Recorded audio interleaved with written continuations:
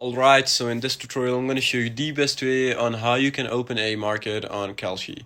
So make sure you watch this tutorial till the end to exactly know what to do. It's very simple. What you have to do is just go ahead and first up check your eligibility. You must be registered as a business or an approved individual. You need to comply with US regulations because Kalshi is CFTC regulated. And after that, you need to create a Kalshi account, go to Kalshi and sign in, complete identity with complete verification, and then apply to create market, and then log in into your dashboard. And after that, what you need to do is just simply find the option for market creation or submit a market idea.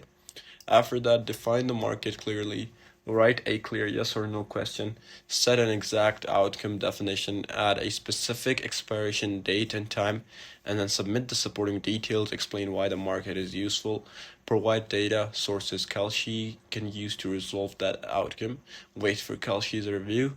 Once Kalshi review is legally clarity and fairness, so they may ask for edits and clarification, and after that, market approval and launch. Once approved, Kalshi lists the market. Traders can now buy and sell contracts.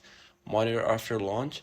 Ensure the resolution source never remains valid. Kalshi handles the settlement automatically. So this is it for this tutorial. I hope it actually helped you out.